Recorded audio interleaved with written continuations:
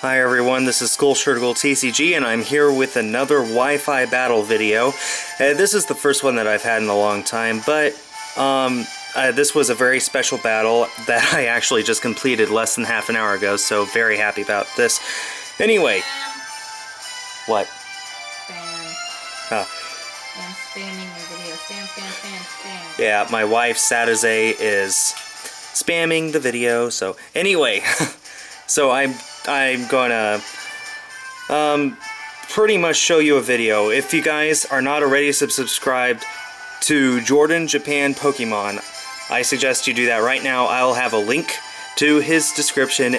I'll have a link to his channel in the description, and I'll also have a link to his side of the video if he posts it in the description as well. So we did this while he was doing a live stream over Twitch. I was lucky to get a battle in before he had to leave to pick up his girlfriend. But anyway, so we had a single battle, 6-on-6. It was a great opportunity for two PokeTubers to battle each other. And yeah, let's see how we do. So I ended up leading off with my Greninja, and he ended up leading off with his Garchomp. And I was a bit surprised by that. I honestly thought he would lead out with his Ditto, but he led out with Garchomp.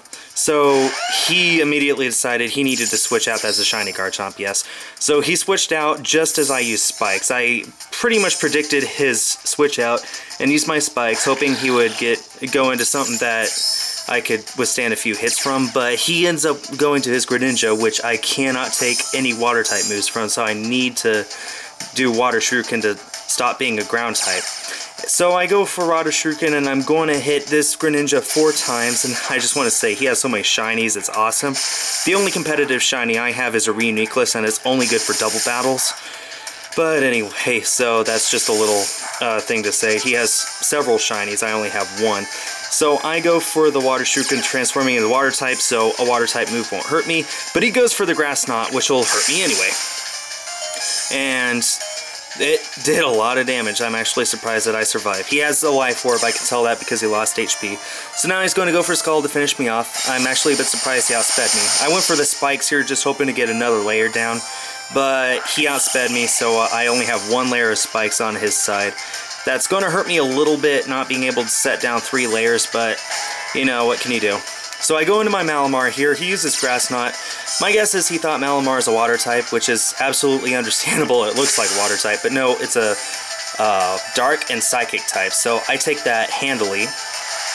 And I go for the Superpower, not really knowing if it'll do enough damage to knock him out or not, but it does. I was actually quite surprised by that, pretty pleased actually. So now we both are down 1 Pokemon, and actually I think it's still pretty close at this point.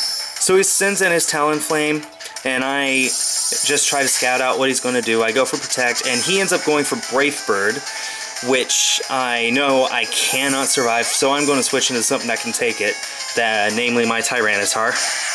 And he said, well, during the Twitch, that he was not surprised by this at all, because he saw Tyranitar was on the team preview, so he knew that I would switch into that eventually. So he goes for Brave Bird, and I take it handily, very, very well.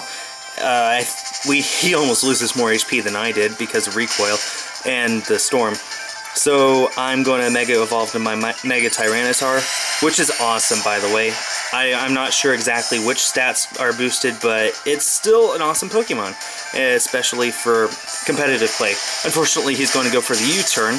I went for the Crunch here because Earthquake would not have knocked him out. It wouldn't have even touched him, but I should have predicted that he would go for U-turn, so I could Earthquake whatever he sent in.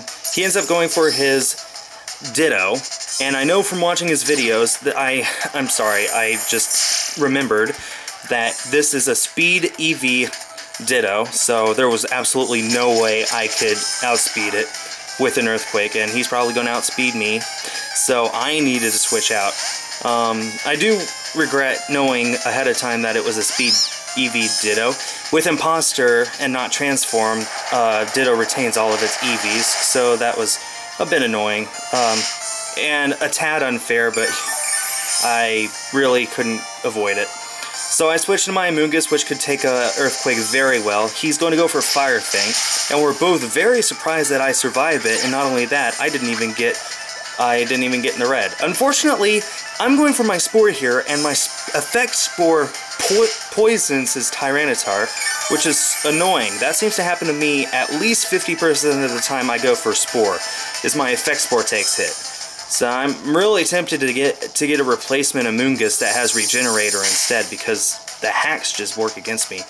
But anyway, I end up going for the Protect here, knowing he'll go for Fire Fang and knock me out, and I pretty much had counted on Sandstorm subsiding, so my Black Sludge restores a little bit of HP. I could probably take one more Fire Fang here, but I'm not going to risk it. Now that I think about it, yeah, there's no way I could, so switching out was a good thing to do. So he's going to Fire Fang my Hydreigon instead, and luckily that does squat. It does worse than squat. It does practically nothing. Poison is knocking him out slowly but surely, so I'm hoping that this U-turn will completely knock him out, but it doesn't. That Ditto obviously has some defense CVs as well, which is annoying. I was hoping it would knock him out, but it didn't, so I'm sending in something that I think can take a hit. And he goes for the Earthquake. I don't know how he thought that I was going to switch out there with U-turn, because Hydreigon has Levitate, and that wouldn't have touched it, so maybe I should have just stayed in and used Dragon Pulse, I don't know. So he knocks out my Malamar and gets knocked out by Poison. We're both still even at this point. I think we both have 2 down, 4 left. So he sends in his Talonflame, and I send in my Hydreigon, both blind send-ins, just not knowing what's going to be sent in.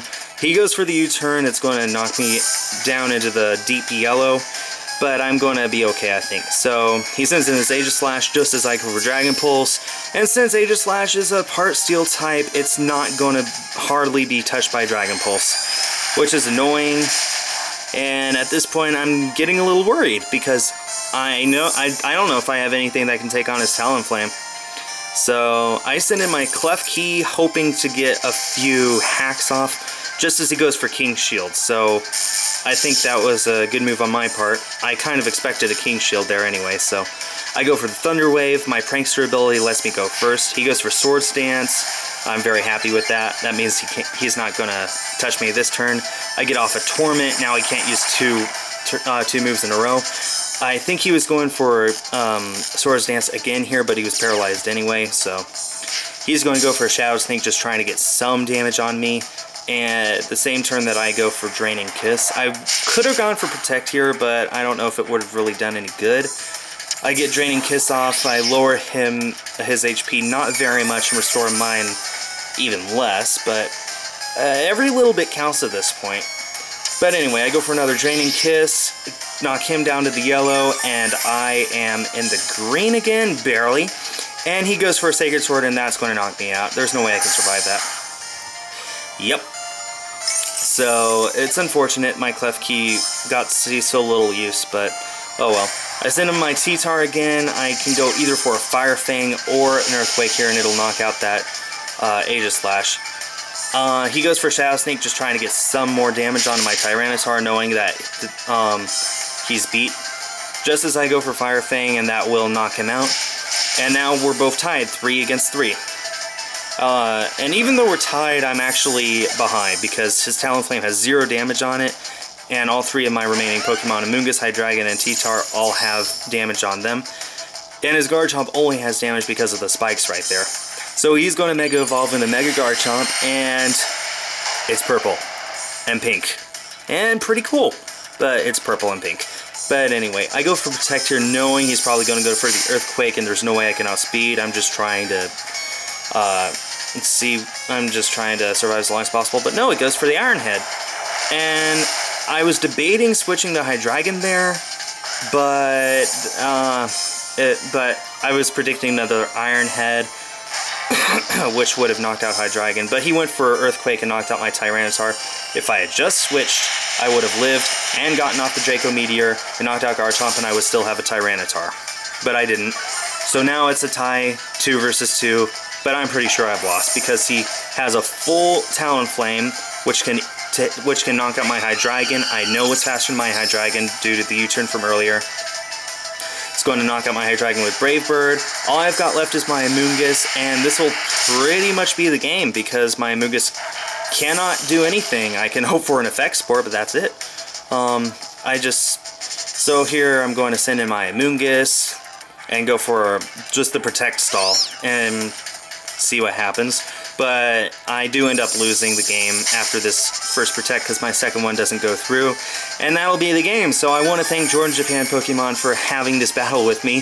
Thank you so much for asking if I was willing, because I had just showed up to your Twitch channel a few minutes earlier. So this was a very fun battle, and I had fun, and I hope you had fun too. And everyone, be sure to check out his channel. It'll be in the description below. This is Skull Turtle TCG, and stay tuned for more.